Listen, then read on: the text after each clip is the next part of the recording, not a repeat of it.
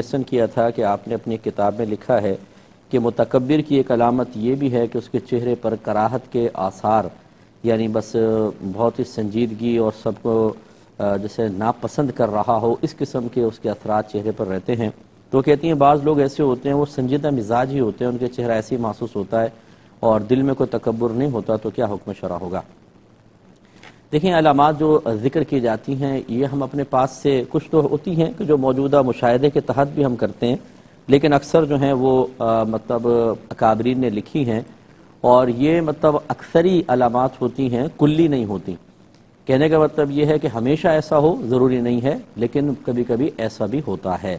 تو جو متکبر شخص ہوتا ہے وہ چونکہ سب کو نگاہ حقارت سے دیکھ رہا ہوتا ہے، اس وجہ سے اس کے ذہن میں جو خیالات چل رہے ہوتے ہیں، جیسے اس کو بھی حقیر سمجھا، اس کو حقیر سمجھا، اس کو حقیر سمجھا، تو اس کے چہرے پر عجیب سے اثرات نمایاں ہو جاتے ہیں۔ تو یہ ایک علامت کے طور پہ لکھا ہے۔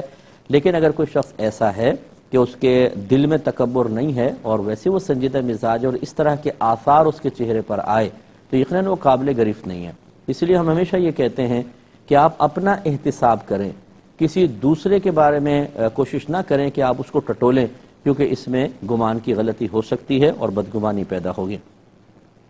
یہ کہتے ہیں سنا ہے کہ جب ہم خرید و فروخت کرتے ہیں تو قیمت کم کروانا حسنین کریمین کی سنت ہے، کیا یہ ٹھیک ہے؟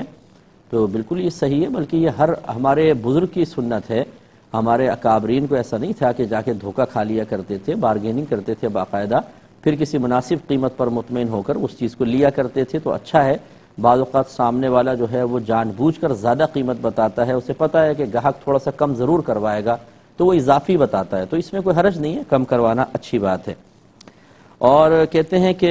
مہنگے داموں خریدنا کسی امیر سے، اگر مہنگے داموں کسی امیر شخص سے آپ کچھ خرید رہے ہیں تو کسی نے کہا کہ یہ گویا کہ اپنا پیسہ ضائع کرنا ہے۔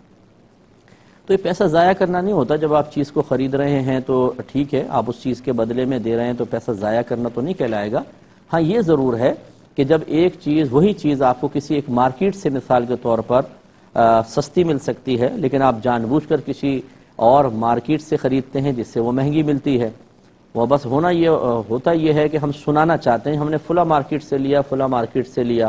یوں زیادہ قیمت دینا مناسب نہیں ہے۔ لیکن یہ دیکھیے کہ جو بڑی مارکیٹ میں آدمی بیٹھا ہے وہ بھی پیسہ کمانے کے لیے بیٹھا ہے، وہ بھی اپنے بچوں کے لیے کمانے کے لیے، حلال رزق کے لیے بیٹھا ہوا ہے۔ تو اگر آپ نے ادھر دیا یا ادھر دیا تو بہرحال دونوں رزق حلال کما رہے ہیں، اور اسی طرح اللہ تعالیٰ ایک سے دوسرے کو رزق پہنچاتا ہے، تو اس کو پیسہ ضائع کرنا نہیں کہیں گے۔ آپ اگر کسی بڑی مارکیٹ سے خریدتے ہیں، نیت یہی کریں کہ چلو میرے پیسے سے ایک مسلمان بھائی کا فائدہ ہوگا۔ یقیناً جو بڑی مارکیٹس میں بیٹھتے ہیں ان کی دکان کی کرائے بھی زیادہ ہوتے ہیں، دیگر ان کو مطلب چیزوں میں جو ایکسپنسز ہوتے ہیں وہ زیادہ ہو جاتے ہیں، تو چیز کی قیمت بڑھ ہی جاتی ہے، اس کو پیسہ ضائع کرنا نہیں کہیں گے۔ ہاں یہ ضرور ہے کہ اگر کفایت شعاری کے ساتھ خرید و فروخت کرنا چاہتا ہے تو ان نام و نمود کو نہ دیکھے، بلکہ ایسی مارکیٹ سے خرید لے جہاں سے کچھ چیز اس کو سستی ملے گی۔